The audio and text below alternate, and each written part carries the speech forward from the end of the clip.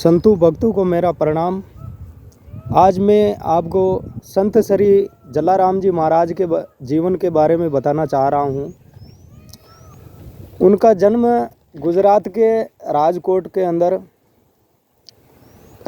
के पास में ही 40-50 किलोमीटर दक्षिण साइड में वीरपुर गांव उसमें हुआ था। जन्म के होने के बाद वो भगवान की भक्ति में रम गए थे।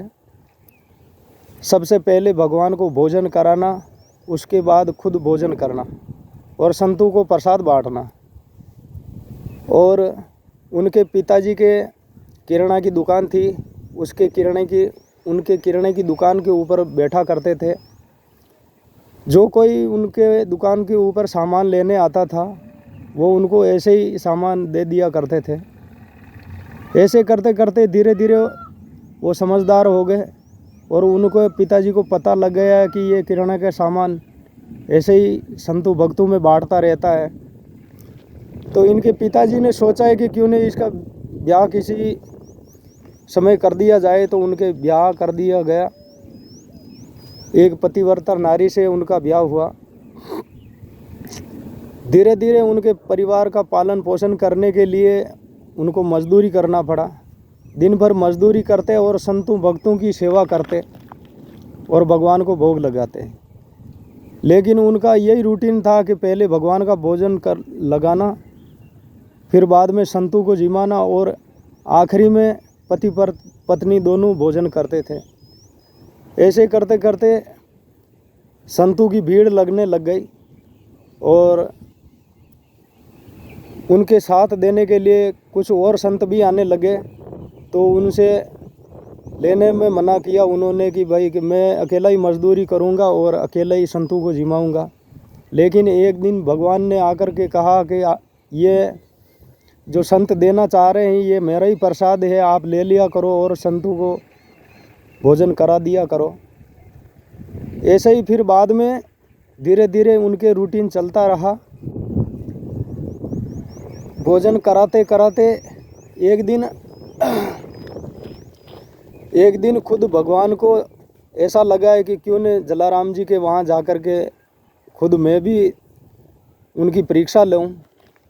तो भगवान खुद आए वहाँ पर और जलाराम जी को बोला है कि देखो भाई, मेरे को बुढ़ापा बहुत है, इसलिए मेरे को किसी सेविका की आवश्यकता है। इसलिए आप सेविका की अगर व्यवस्था कर दो तो बहुत अच्छा रहेगा।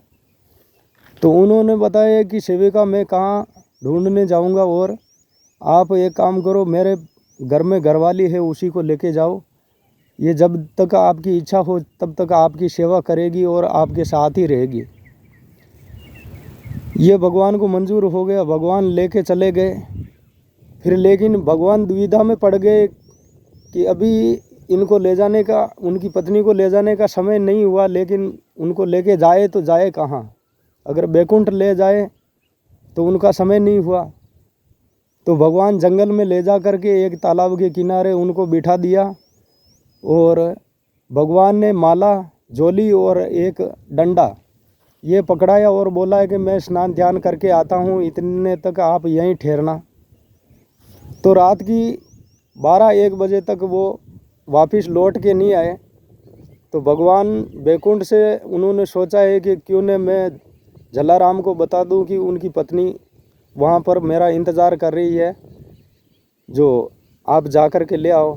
तो ऐसे ही जलाराम जी को भगवान ने स्वप्न में कहा।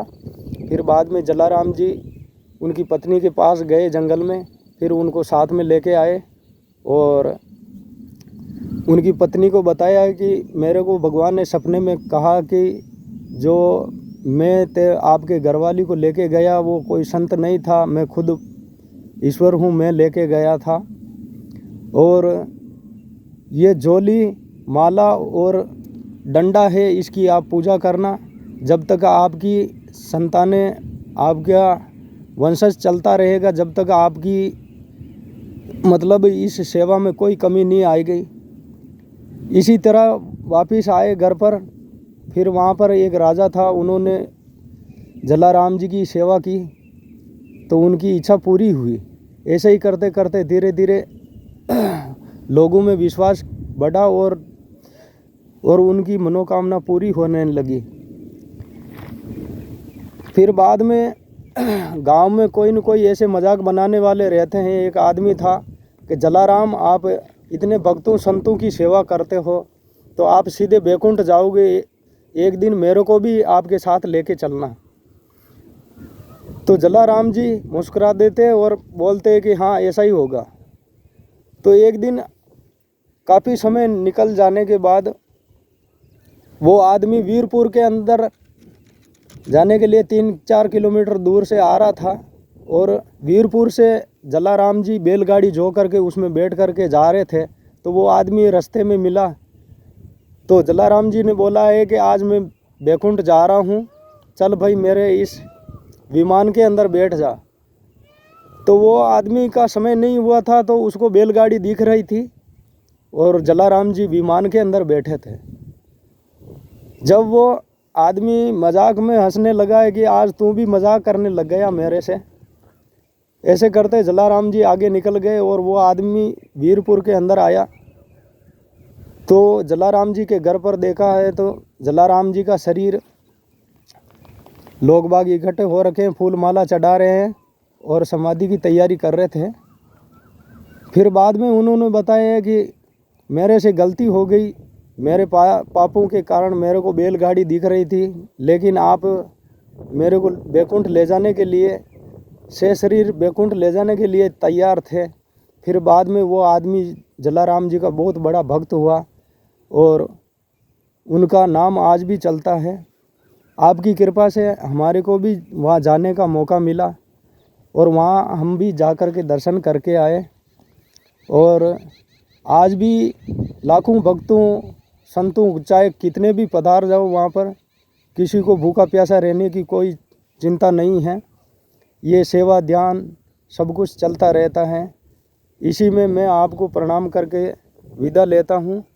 इसमें आपको कोई त्रुटि लगी हो तो क्षमा करना। मेरे पास ना तो कोई बैनर है ना कोई कुछ है, और इसी में आप खुश हैं तो लाइक करना, सब्सक्राइब करना। जय हो, जय भारत। और यूट्यूबरों की तरह मैं नहीं हूँ। जय हो।